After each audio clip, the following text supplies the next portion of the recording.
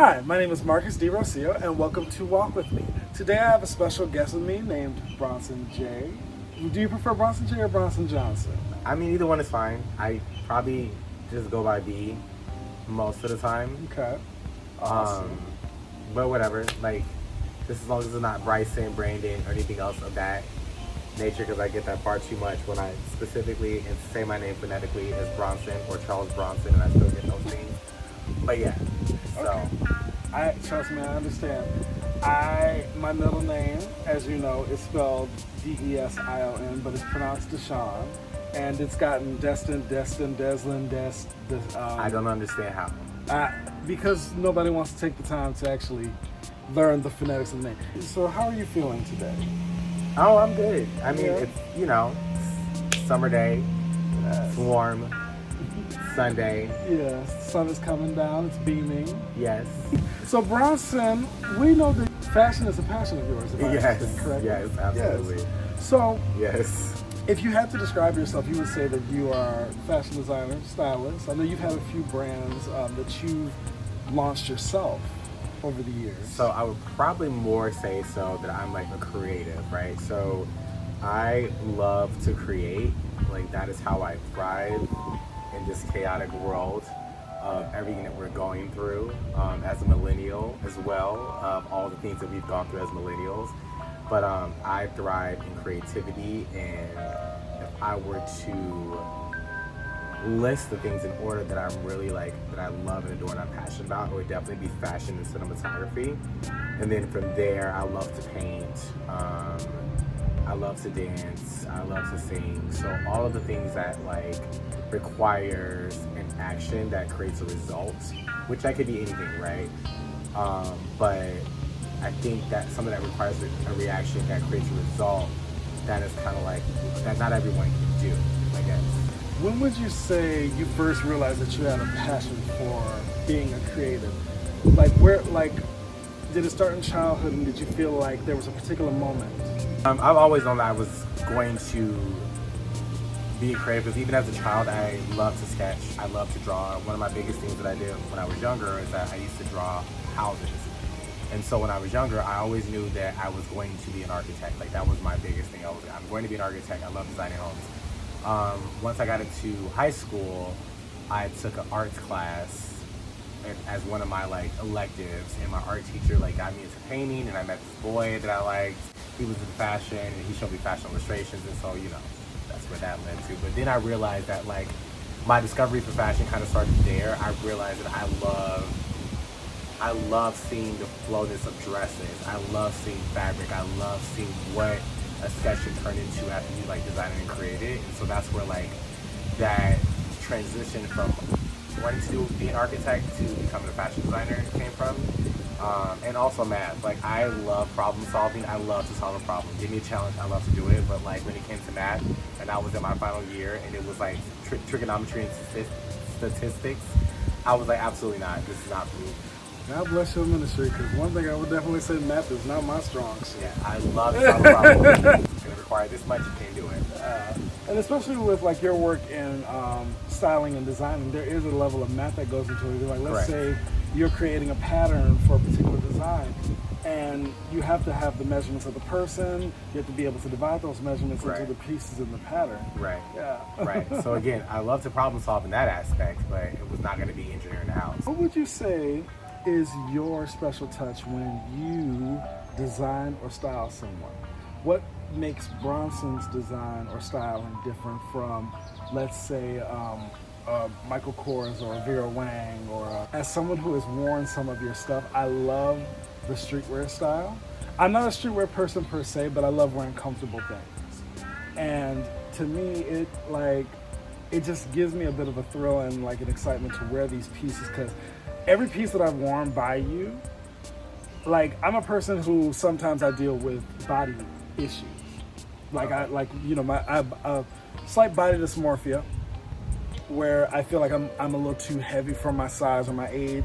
And every time I've worn a Bronson J piece, a piece from Who, I've always felt comfortable in it. I feel good. And let's say I bought them 5 years ago, I'm still wearing it today. to piggyback off that, so like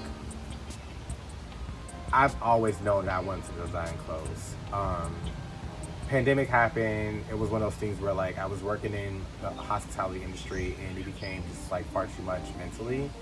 And I just knew that, or I said to myself one day as I was working to work, I was like, if I got hit by a bus, and like not to sound like very like down or negative Nancy, if I were to be hit by a bus, this would be my legacy. And so I didn't want that. And I always knew that I wanted to design. Yeah. And so I came up with the idea of Who, which stood for wealth, happiness, and opulence. Because I wanted to be wealthy in not only my mind, but also my pockets. And that doesn't have to be like millionaire status, but just like comfortability. I want to be happy again, not only within my mind, but around me. And then opulence is a term of like luxury and like wow and all of those things, whatever. So again, mind and body, soul, right? And so when I came up with the idea, I thought it was the greatest thing ever. And then, you know, went into the whole streetwear game because I love luxe streetwear. Big follow of like the Supremes and the Kits and stuff like that, like, you know, but I felt like streetwear became a little saturated.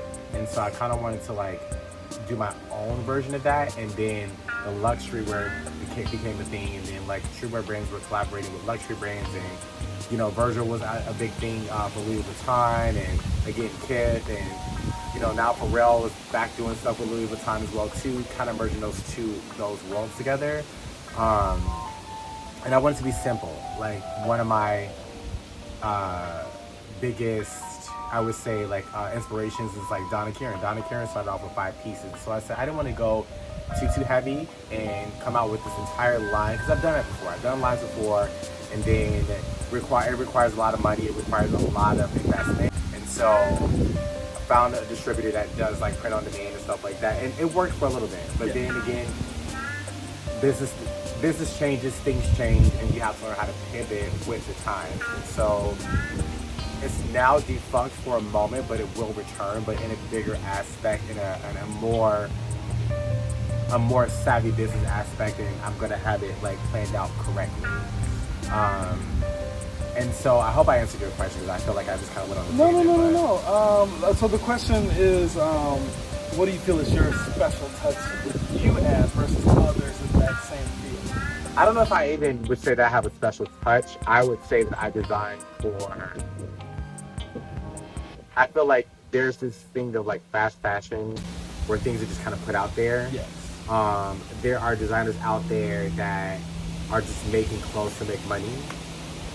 Or it's the coolest thing to do is to train. I'm going to start my own streetwear brand, but no one really has a passion for it. And I think that's where, for me, there's a passion in what I do. I want to give someone who's buying anything that I'm giving to you, I want to make you feel like your purchase was worth it, that it's, I wouldn't even say timeless. I hate the word timeless because it seems so antiquated in a sense, but I want to give you something that's going to last long, not that you're going to like sit here and get a few washes out of, and something that you actually are going to like and look good in. Yes. I'm very much about like, I want you to look good in it. Like I want you to be proud of what you're wearing. Well, as someone who has a few of your pieces in my closet, I bought my first pieces during 2021. It was when you launched the Who line. And here it is now, 2025. I still have those pieces in mint condition. They're all still good. My favorite hat is, it was the green hat that you had, that had the owl in black. And I wear that throughout every winter since I bought it. And it has been my signature, like, hat. There were some dope pieces in there. Like, Yeah. and, you know, and I think, too, that I'm very, what I'm learning is that, like, I can't be so hard on myself and just, like, realize that, like, a lot of the stuff that you do, a lot of people can't do. It's a one-man show over here, and I love to learn and, like, enrich myself and, like, really invest in myself when it comes to these things. And so to see the overwhelming praises that I received from doing it was a great thing. It was also a scary thing. But it definitely motivated me to keep going and knowing that, like, you know, there is demand to see what I come up with next. You know? And again, it's validating, but also for me, like, it's an internal validation to know that, like, I can do these things. So tell me, what would you say would be one of your proudest moments in your career as a stylist and designer? Uh, Definitely when I did my first, one of my things I said I wanted to do on the vision board that I created was I wanted to do my first runway show during New York Fashion Week, and I want my aunt and my mother. My aunt is like my second mother. She's the youngest of all the girls in the family, and she's like my second mother. I wanted those two women to be front row to see my full collection. And in 2016, she's better with dates than I am. Sorry. I was also there front row. Yeah. So, I think it was like a 12 of, well, I did a collection that the company said you had to do a 10-piece collection. The guy running the company loved what I did. He was like so enamored. He was like, I need you to do 14 pieces. I was like, okay, well, the show's next week. I got to come out with whatever. So, done. So, 14-piece collection during New York Fashion Week. It was the most amazing thing ever. So, I flew my mom and my aunt out. They were sitting front row, and it was like a literal, like, you had people there, you had other designers, and it was like the lights, the intro, I had to submit music, and it was like one of the most proudest moments for me. I will say it wasn't the best time of my life personally because of what I was dealing with, but to look back at that moment and to be proud of being like, okay, I manifested this and it happened was one of the most beautiful things ever. Even when I see those pictures and they pop up, it's all like, wow, I did that. So you would say you're a firm believer in manifestation? 100%. You cannot live life without manifesting and seeing yourself in these positions, in these places, in these things of what you want to do. I mean, you can. If you don't want to do that, that's your thing. But like, I'm a firm believer if you put it out to the universe, if you speak it, if you believe it, if you walk in it, if you dream it, if you eat it, like anything that you want to do, if you really truly believe in it, it will come to you. Like, you can't sit there and wait for it. You have to actually go out there and get it. And then the pieces will fall into place. And sometimes the pieces don't feel like they're working, or things don't feel like they're working, but they truly, truly are. There are frustrations, because I'm not going to sit here and act like, oh no, everything is just like I manifested and it happened for me. No, there are days that like I'm like, am I believing the right thing? Am I going in the right place? But then something else will happen, and it's like, no, I'm making the right moves. You just have to be patient with the process. I am not a patient person, and I have to teach myself patience and being patient with the process. Because since you say you are not a patient person, and I have seen your journey from being that impatient person who literally, like, somebody leaves a fork on the sink, and next thing you know, you're ready to take that fork and jab them in the eye with it. Well, that's OCD. Well, there's that too. Well, I mean, we both have our own version of OCD. Correct. But how would you say you've been able to navigate through that? Like, what is your practice to really be able to navigate being more patient with yourself as well as other people? I would say a lot of, I love to read. I'm very self-aware. I pay attention to my surroundings. I regulate my emotions as well too, where I wasn't in a space to do that before and understand that in the very beginning. I'm definitely in spaces where I count, I chant, I sage, I do all the work that is going to bring me to a place of being leveled and not a place of rage or anger, because it requires so much more energy to be angry and to be mad and upset at people. And also, I just let people be. I stand in my own corner. I mind my business. I drink my water. And I've been saying that for years. And people think it's funny, but it's also the truth. It's the truth. If you mind your business and you drink your water, you don't have no worries. And I really do the work to live a stress-free life, because stresses can wear on the body, and there are going to be stresses. There are going to be like financial stress and all of those things. But if you focus on the stress versus the solution to the problem, then that's where you wound up just like wearing yourself down. So yes, you might be in a place of, I don't have any money at the moment, or like, I just lost my job. Okay, so what's the solution? Let's figure out a solution to get out of that situation. It's not always easy. Yeah. You know, it's easier said than done, but like, if you work towards it and manifest and knowing that this is temporary, then you'll be good to go. That's definitely one thing I can say about you, because I've been able to see some of your ups and some of your downs, but you always found a way to be okay, where someone else in those same predicaments would be pulling their hair out, freaking out. They'd be ready to jump off the bridge. Not that we're promoting that, but you know, sometimes it goes to that place where you get overwhelmed with the lack, Right. and you forget that on the opposite end of that, there is going to be grass on the other side that's green versus Right. the dirt that you're standing in right now. So, like, what would you say is a moment in your life where that happened to you, where you felt like, oh my God, I just want, like, everything is overwhelming, you can't handle it, but you remind yourself that there's greener grass on the other side, and how you made it to the other side. Well, I want to say one thing for certain, two things for sure. I'm always gonna make a way, and I'm always gonna find a way about around anything. Trust and believe. I would make a way out of no way. I can definitely say that about my sister. She's an Aries. I'm gonna make a way out of no way. She gonna make a way.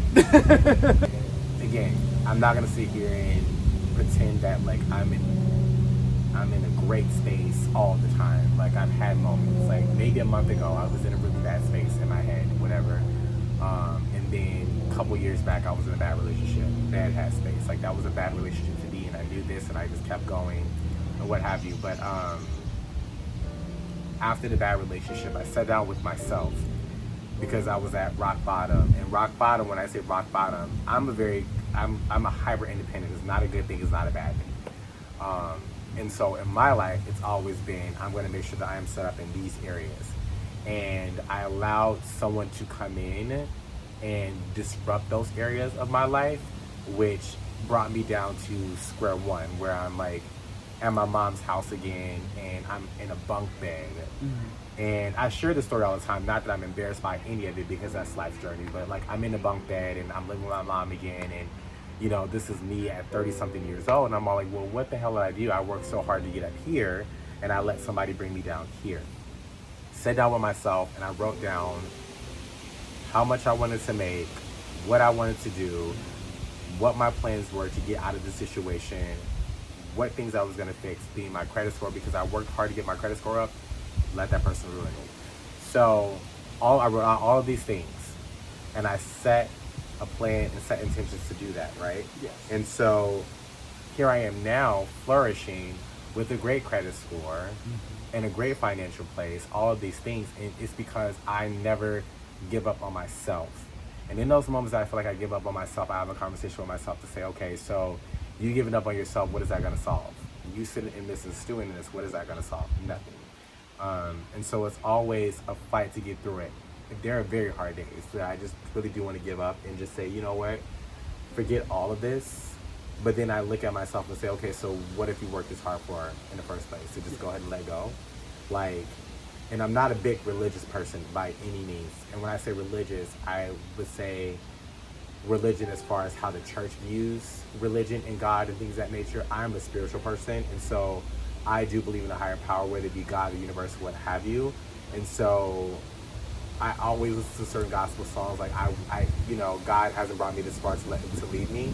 And so that's why I always push myself to say, you know what, it's just a moment in time. Embrace the emotion. And when you're done embracing the emotion, then pick yourself up and continue to keep going.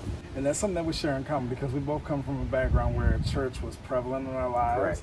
And it's like, well, as we get older, we learn to find our own walk, to find our own path of peace and spirituality.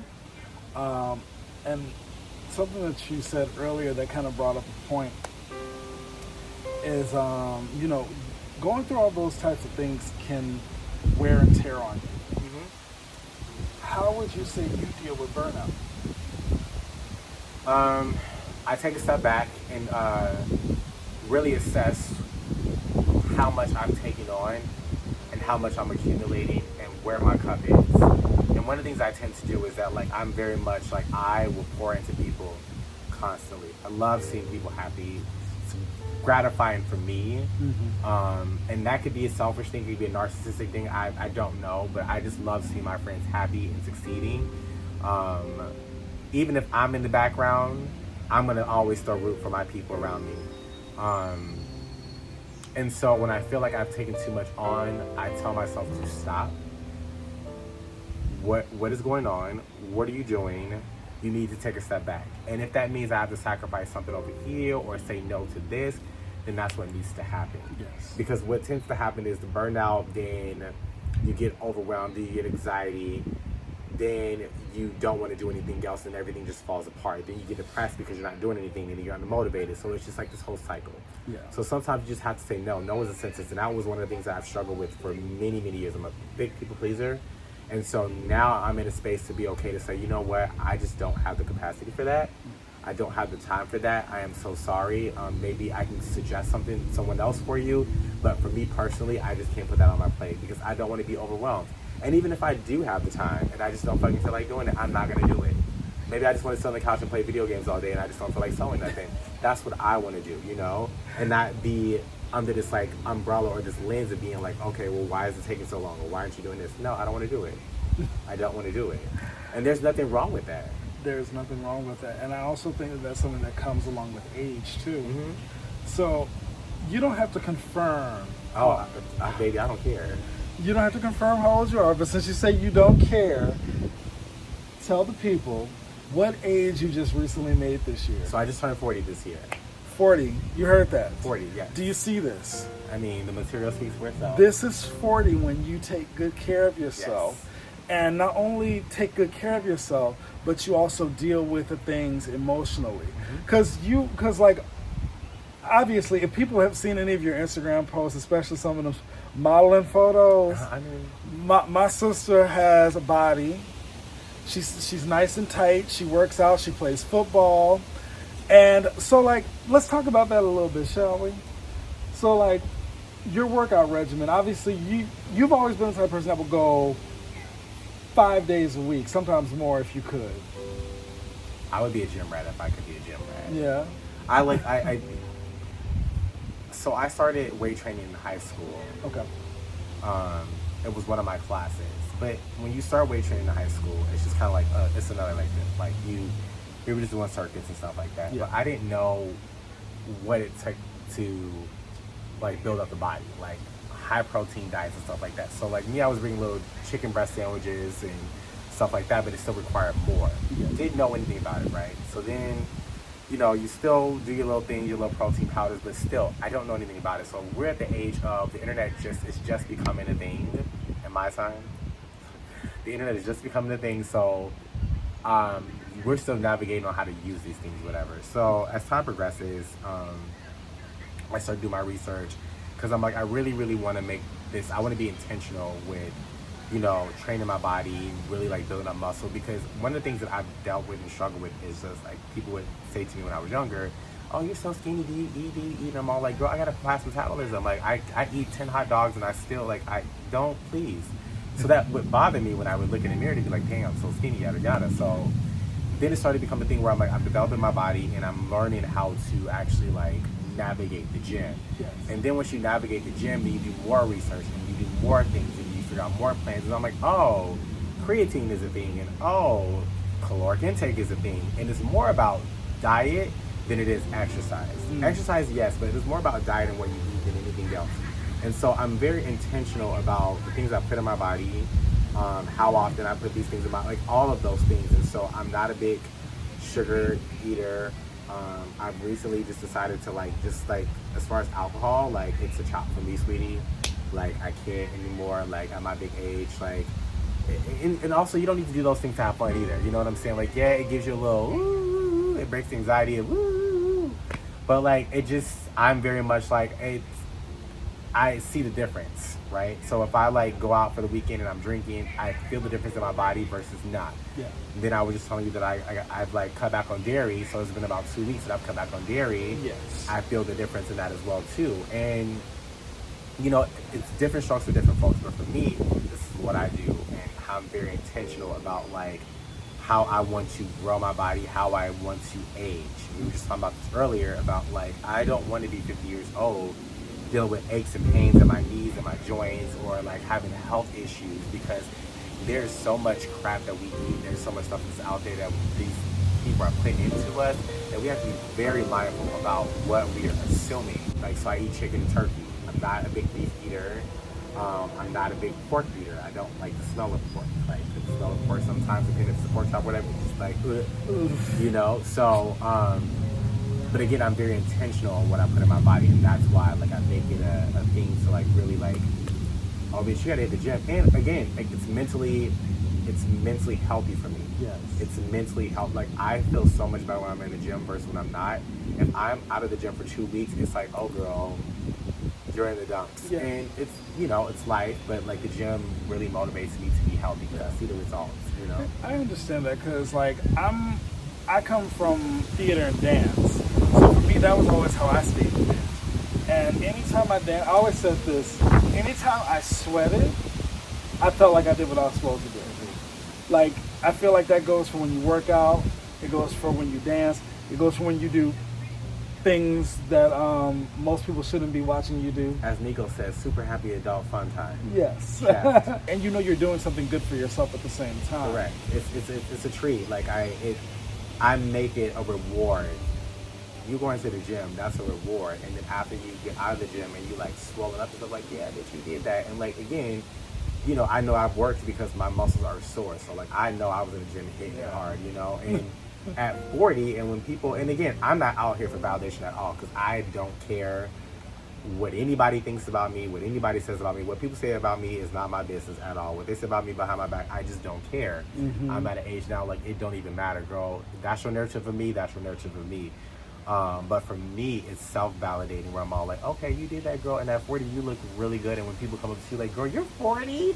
And when you're still getting carded at the bar, oh, baby, you know you're doing the right thing. You have a youthful vibrancy to you. Even when we go out, you'll be the one who's dancing with the 20-something-year-olds, nagging knees on the ground, doing all the things. I will say that I keep up with the young kids and like the TikToks and stuff like that and the songs and stuff. Like, but also like that's just I'm a kid at heart, and I think that just comes with my sign and personality. Aries are pretty much kids at heart or whatever. But I love being in spaces to have a good time and get energy, and I love to dance. And so when my song is on, baby, you gonna get what you get. It's always a performance. It's always gonna be something. But that's what keeps me young. That's what keeps me happy. Not only that, it's an attractive quality because one thing that I always notice about you is that when we are out, even we don't really go out that often together. But when we go out, because she's always in the house. I'm a homebody. Listen, that's hard. It's gonna be a hot girl summer season. You attract people to you. Your energy is very attractive. You make a lot of friends and associates because of your vibrancy, your light, your energy. And I can also see how it inspires people as well as, you know, it attracts jealousy as well because there's light with light comes darkness. It just is the natural order and balance of things. How do you feel you navigate through that? Like when you meet people and it's like, okay, they see your light, they want a piece of it, they want to be attached to it, but you need to decipher whether or not there's someone, I don't want to say worthy of your light, but worthy of your time to. No, give that you're right. light You're right about that. Like that's the right phrase, worthy. I think everyone's time and likeness and all the things that you give, the energy that you give, is worthy, right? It centers around worthiness. Yes. And so I don't like to think that people are jealous of me because I feel like we're all human beings and we all have our stuff. I don't like that, but then I can't say that I know that people are jealous of me, but I'm sure there are probably people that are jealous of me. But again, I don't care to that degree, and I want to say that I have this intuitiveness where like I could read people in the sense of like, have I made mistakes? Absolutely. Nobody's perfect, but for the most part, I will have to say that like, if I bring you into my circle, if I am engaging with you, if I am a friend of yours, if you have my number and things of that nature, that means that like I fuck with you in a sense where like you don't have bad energy. Yes. I'm very intentional of who I keep around me and who I pour into and all those things because like feeds like, and I'm not a mean girl. I don't like mean girl behavior. I'm very much like we are all human. I want to give back in any way possible that I can. If you are a person on the street that needs something or like, you know, just needs someone to talk to, I'm probably gonna be that person to sit down and be like, okay girl, like what's going on, baby? Like let's talk about it, because like I just, in this world that we deal with and just my journey, like it just only takes a little bit of time to give somebody love. And that little 5 minutes that you give somebody might make them change their whole mind about like killing themselves or whatever. You never know. And I'm learning that now too. And I'm getting a little emotional. It's okay. This is a safe space. This is the walk. Go where you feel you need to. If it's not that, it's okay. I think the thing is that you never know how much you mean to people, or like what you reject, and how people see you, and like what you give to them. And when they tell you that, like, oh, thank you for doing this for me, or like, you don't know how much that meant to me, just that moment of you just giving me that time, like really like save me from this. Like when you hear those things and you just go about, like you're just being you, and you just never realize, and you never know, like. And so I'm very mindful of just how I treat people. You know, that's very important to me, like the way that people are treated. Like I just don't like to see people being treated unfairly. I will always stand up for people that I feel like are being treated unfairly. I will always stand up. My friends will tell you, like, once you're in a circle, I will stand up for you. I will tell you good, bad, like, girl, you fucked up, but girl, no, I'm not gonna fuck with back. I will fight for you.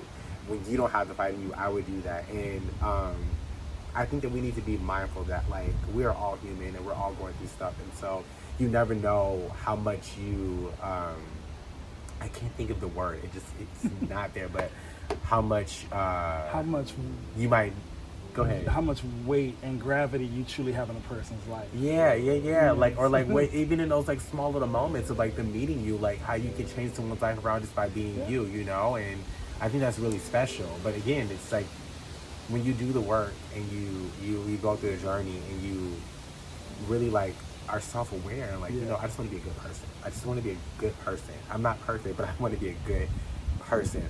I'm flawed, I make mistakes, I get angry, I do all of those things, but at the end of the day, like, I fight to be a good person.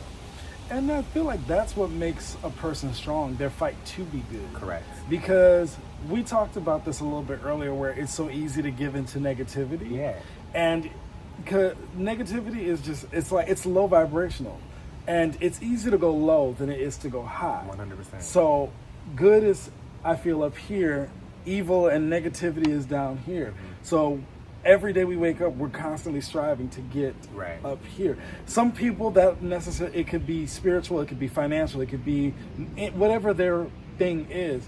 And I feel like as long as you wake up and strive to be that good, beautiful person, and it touches people's lives, you're doing what you're supposed to do. Because regardless of how people believe they're supposed to be, human beings are meant to share love and connect.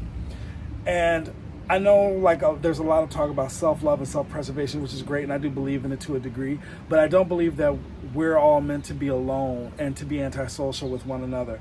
And we're meant to meet each other, to share that love, to share that message, to inspire each other. And that's what I feel you do when you do meet people and they get to see a piece of your light, and it makes them want to get to know you, become your friend, because you have a large friend circle. There's circles upon circles upon circles. There's circles upon circles upon circles. And connections and network. But networking is, I mean, you always want to network with people, obviously, especially like when you want to, you know, and the things that you do. You always want to make good impressions, stuff like that. And you always want to connect with people. I love connecting with people and love hearing about people's journeys, where they've been, where they came from, and stuff like that. It's gratifying to me. Like, I love sitting and hearing people talk about, like, themselves, not in an arrogant way by any means. Like when somebody is egotistical and like arrogant, I'm already turned off. But if it's more or less like a general conversation where it's not surface level, it's deeper, and you like, you know, well, I am all in. I'm all in. Love it. But that's what I was looking for. When you touch people is what I was saying. Yes. When you touch people, I couldn't think of the phrase. It's touch okay. People. But yeah, like at the end of the day, like let's be good humans. That's all. Like, let's just be good to each other. Like, it's not that hard to be a good human being. It's not. It requires so much more energy to be a nasty individual. And even when people are nasty to me, I'm like, okay, girl, you know, have the day that you deserve, be blessed, whatever. But then it's all like, you only get 3 strikes to me. Then that's when the ugly comes out. And so I just let people be who they are. And once you show me who you are, girl, I'm good. I am good. You only get one chance to show me who you are. That's it. Yeah. One chance. Would you say that you feel that you have a good external support system? Yes, absolutely. I can definitely say that like there are friends within the circle that I can call in the middle of the night if I need to speak to somebody, or like if I'm in the gym or whatever have you. There are definitely people that I can call that I know will pick up the phone, or if they don't pick up the phone at that time, like they will call me right away to say, hey, I know you called me at this time. Was that everything okay? Like I definitely can say that I have a strong circle around me. But again, that goes with intention. Like I don't have fake people around me. I don't deal with fake people. I'm not a fake person. I've heard that I was fake. Okay, that's fine. That's your narrative We're for all me. fake to somebody. Correct. So like, doesn't matter to me. I know who I am. But I know that I have a solid group of family. I wouldn't even call them friends, family. Like it really is my family. So. And it's always great to have that, because you definitely want to make sure that you have people around you who are pouring into you. Because one thing you definitely do is you pour into your people. And sometimes it does get difficult because you would be labeled the strong friend. I'm a mama bear for sure. For sure.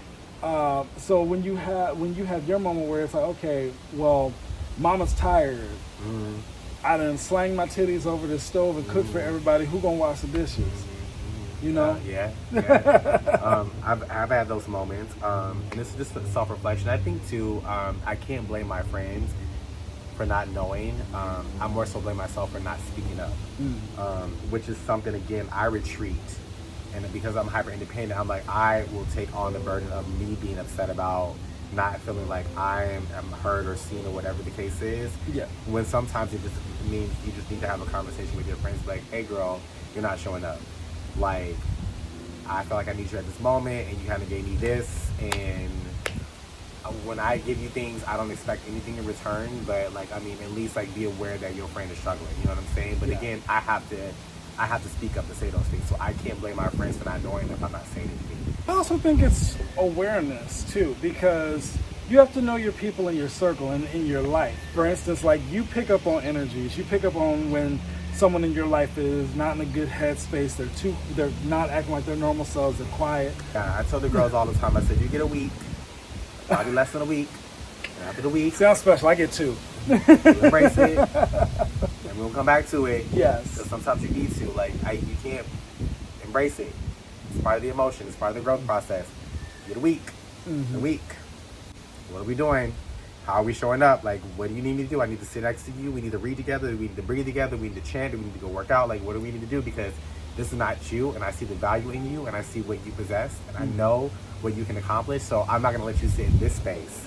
I'm not going to let you sit in this space when I know what you can do. Absolutely. I know what you can do. Like, listen, I'm hard on myself, but I'm hard on my host, too.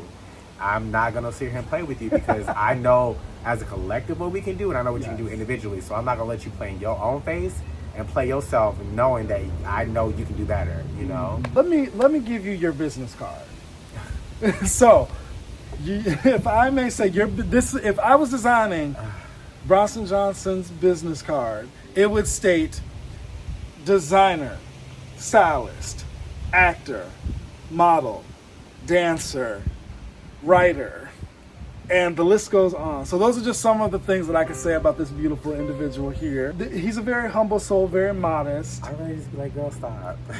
But these are different avenues that he taps into very well. Because one thing I can say about my sister here is that he puts his whole ass in whatever it is that he's working on. So it's not just, today I want to do a little dance and the dance is half-assed. No, he's going to literally book a studio, go in there, learn the choreography, kill the choreography, be ready to perform, and literally it's like you're watching Beyonce with a penis. But yes, I've done a lot of these things, right? So like, again, a creative, a master of all these things, right? Now I'm in a space of just trying to figure out how to like really hone in and let it be this thing that works, right? The end goal is to produce fashion and produce music videos and movies. That is the end goal. That is if anything else, I'm going to design and I'm going to do movies because I love cinematography and I love fashion. I don't want to say too much. I'm very much too about moving in silence. And it goes back to where you talk about people being jealous of you. I always feel like people like to project their insecurities or their shortcomings onto you. Let's travel back in time real quick. You are now your 10-year-old self. You're looking in the mirror. You're speaking to your 10-year-old self as who you are today. What would you want to tell him? Don't be afraid of success. Don't worry about what people think about you. Continue to be a good human as you already are and you strive to be. Don't be afraid of the unknown. I was gonna say something around the ideology of like living in my queerness at that young age, because I think that a lot of experiences as I was growing into my queerness have been kind of stifled because of being so afraid of being gay and what people would think. And to see the younger generation now being able to date in high school and date in elementary school, like I would have loved to have those experiences and not have been judged and like hung up on a cross for being who I was. So just a lot of don't be afraid and just go for what you believe in, and don't worry about the outside voices and the outside people, because they don't pay your bills. They're not going to live your life. You have to live your life for you. Live your life for you. And on that note, I want to thank you, Bronson, for taking a walk with me today. Absolutely. Thank you for having me. Absolutely. This is the first, and it won't be the last, and we would love to have you back. And side note, normally I don't dress like this. I get all glammed up with the girls, but well, here on Walk With Me, we say come as you are. and I did today, y'all. Oh, yes. That makes two of us. All right, everybody. Have a great day. We'll see you soon. And do not forget, I'm going to put Bronson's handles underneath. So comment, rate, subscribe, follow myself as well as Bronson. Period. Thank you.